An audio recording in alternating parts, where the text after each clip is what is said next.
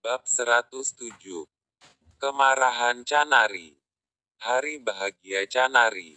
Dengan mood yang begitu bahagia saat diajak oleh suaminya makan di luar, makan di restoran mewah. Tiba-tiba salah seorang wanita malam yang pernah diajak Basten dulu untuk bersenang-senang dengannya sebelum ia menikah dengan Canari datang dan menyapa Basten. Canari sangat yakin bahwa wanita itu ialah salah satu wanita haram.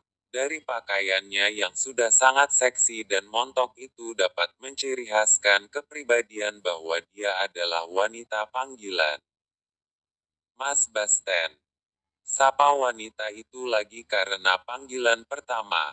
Basten berpura-pura tidak mendengarkan sapaan wanita itu yang bernama Miki. Iya. Jawab Basten, sambil berpikir di mana ia pernah melihat wanita itu sebelumnya. Karena wajahnya sangat familiar, namun ia masih belum ingat di mana mereka pernah bertemu.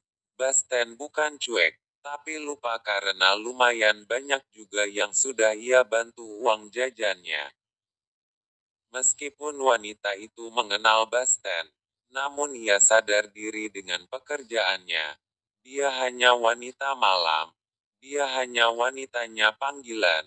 Dan dia pun tidak ada maksud yang berlebihan saat menyapa Basten. Malah dia pun menggelakari keberadaan mereka di restoran itu. Pantes aja lupa mas, karena lagi sama istri. Gelakar si Miki. Marimbak. Pamitnya pada Canari. Dan kemudian berlalu begitu saja. Namun apa yang terjadi? Canari bukannya menjawab sapaan wanita itu. Yang ia rasakan malah sakit hati dan wajah yang tadinya ceria menjadi wajah yang lumayan garang. Aku pulang. Desak Canari setelah wangi panggilan itu pergi. Itu makanannya dikit lagi. Habisin dulu dong. Sayang kali, udangnya masih ada tuh. Basten santai. Sebab baginya sapaan si Miki itu biasa saja. Gak ada yang dianggap penting. Namun itulah sosok seorang Canari. Pada umumnya perempuan. Mood yang sedang bahagia. Penuh semangat, bisa saja dalam sekejap berubah apabila ada hal-hal yang tidak diinginkan datang pada waktu yang tidak tepat. Basten tidak bertahan dengan sifatnya. Ia mengikuti perintah sang istri. Mereka pun pergi dari restoran itu. Dan di sepanjang perjalanan terlihat kekecewaan Canari. Rencana Basten sebelumnya hari itu mereka nginep di hotel. Namun beberapa hotel mewah yang ditawarkan Basten kepada Canari, ia tidak mau. Bahkan cara menjawabnya pun terlihat tidak senang. Jangan ada tawar-menawar. Yang saya bilang pulang. Sentak Canari sambil menatap di luar kaca jendela mobil. Kok gitu sih? Wanita itu bukan siapa-siapa aku. Dia kan cuma menyapa doang tadi. Basten menjelaskan penyebab kemarahan Canari. Sambil menatap Basten dengan jijik. Aku gak nanya, aku juga gak kepo. Dan gak marah. Peduli amat. Canari semakin kesal, bukannya menghilangkan kecemburuannya. Basten tersenyum dan berkata dalam hatinya, kalau gak marah, kenapa lu cemburu? Ingin sekali mengatakan hal itu.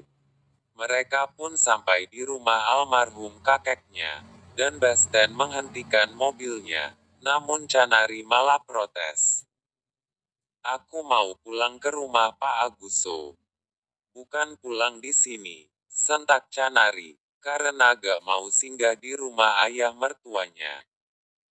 Perjalanan mereka yang lalu lalang itu karena kecemburuan Canari. Tidak terasa hari sudah mau sore. Akhirnya Basten kembali mengikuti perintah istrinya, dan mengantarkan Canari ke rumah mertuanya. Di perjalanan mereka menuju rumah mertuanya, Basten menerapkan berbagai cara untuk merayu Canari. Namun tetap wajahnya berat memberikan sebuah senyuman. Dan akhirnya mereka sampai tanpa basa-basi Canari langsung turun. Mau kemana? Ngapain kamu turun? Sana pulang. Protes Canari saat Basten mau turun dari mobil. Basten mencari alasan seraya mengambil kunci mobil lewat jendela. Aku cuma numpang pipis bentar kok. Dan ini sama seperti kejadian sebelumnya yang pernah dialami oleh Basten, memberikan alasan mampir sebentar untuk pipis.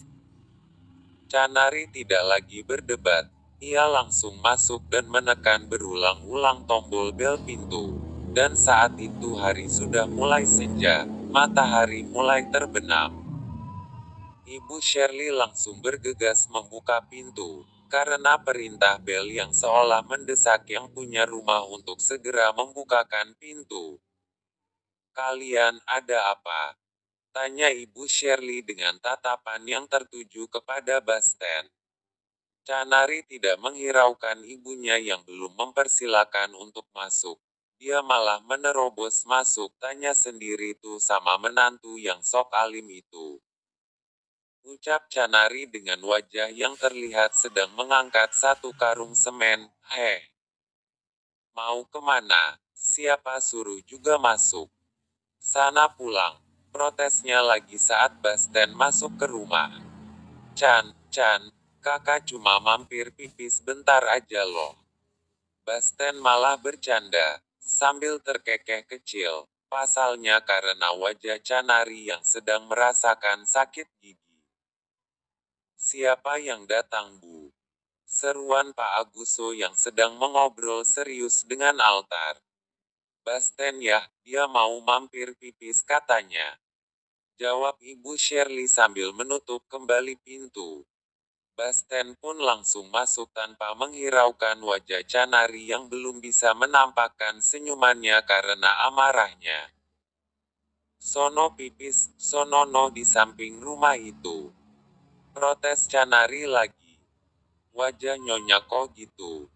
canda altar saat melihat wajah Canari yang terlihat ingin menerkam mangsanya saat memasuki rumah.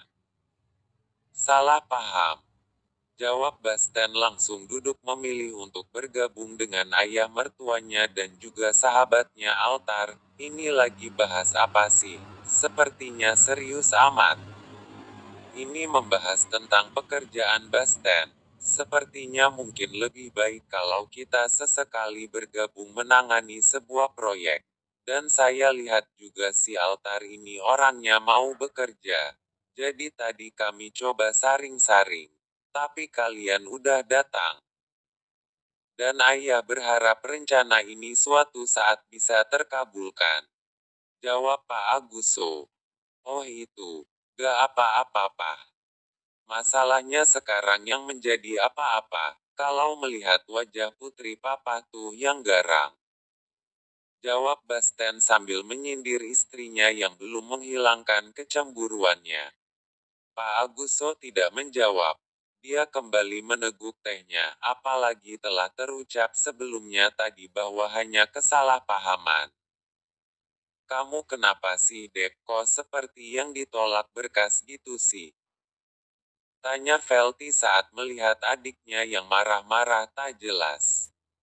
Basten menatap ke arah istrinya saat Velty melontarkan pertanyaan.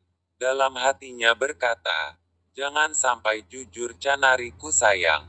Apalagi di sini lagi ada ayah mertua gondrong."